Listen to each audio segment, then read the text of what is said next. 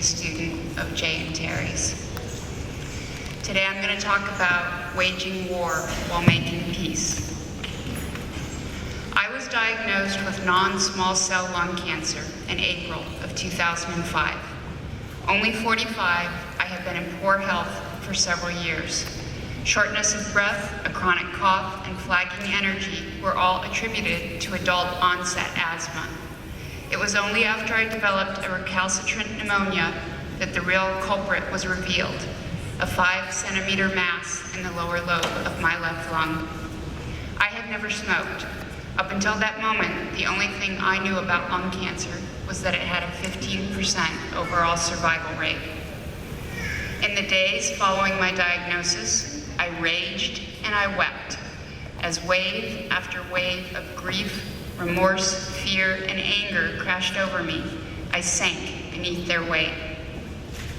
Finally, I came up for air. It was time for another approach. A catalog from a small press in Boston, Shambhala, lay in a large pile of unopened mail. I was leafing through it absently when a title caught my attention. When Things Fall Apart, Hard Advice for Difficult Times. The author was Pema Chodron, an American Buddhist nun. Two of her other books seemed to speak to me as well. The Places That Scare You, A Guide to Fearlessness in Difficult Times, and Comfortable with Uncertainty, 108 Teachings.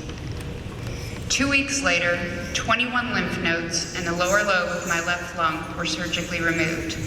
As I lay in recovery, I began to read the words of Pema Chodron.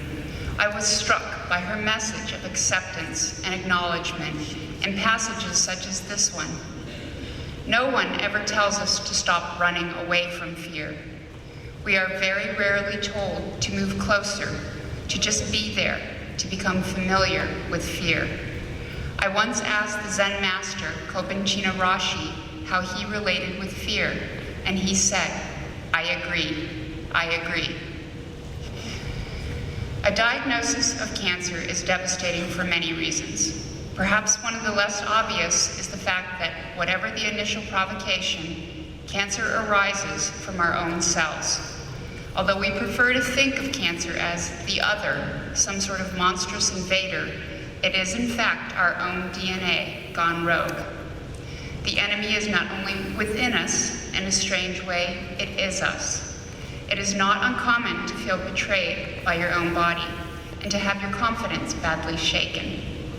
And so begins the challenge, how to wage war on the cancer while making peace, cultivating compassion for and forgiving ourselves, so that even as we fight, we can focus on healing.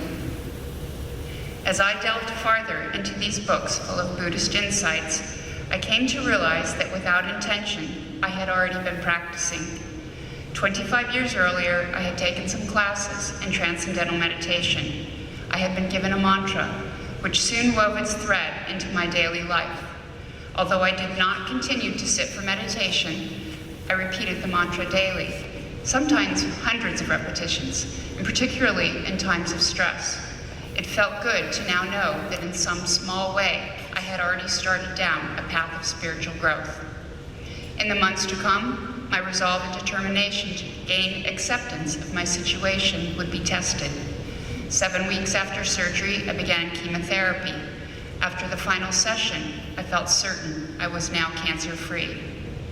At my first scan post-chemo, there was already a new nodule. It was the beginning of a sustained period of uncertainty.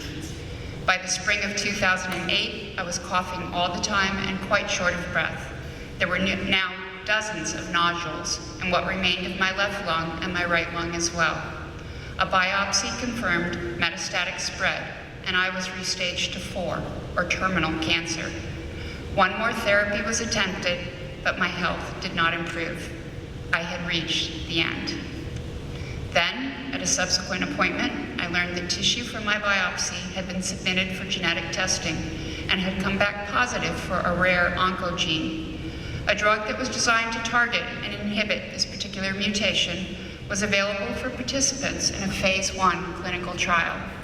On October 1st, 2008, I became the 4th person in the world to be administered this experimental therapy. At best, I hope my life would be extended for several months. Surprisingly, within days of the first dose, my cough disappeared. 7 weeks later, at the first scan review, my oncologist had great news. The cancer clouding my lungs had virtually disappeared. However, he cautioned, this did not represent a cure.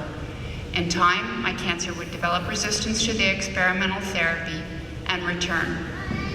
I embraced this new version of uncertainty with relish. My practice now became one of gratitude. Each new day was a gift, and none were taken for granted. 4 years and 2 phase 1 clinical trials later, I am again approaching a fork in the road. My cancer has continued to grow, but so have I. No longer content with just an accidental practice, I have been participating in the yoga classes, which Jay and Terry provide free of charge to cancer patients. In addition to the low-impact poses, I've been learning how to breathe again, and with their guidance, have now added powerful visualization to my daily routine. I hope medical science continues to stay one step ahead of the cancer in my lungs. In the meantime, this peaceful warrior will continue to fight even as I focus on healing. I will go to the places that scare me, and I will embrace uncertainty. And I will do so with the knowledge that no matter the outcome, cancer shall not defeat me.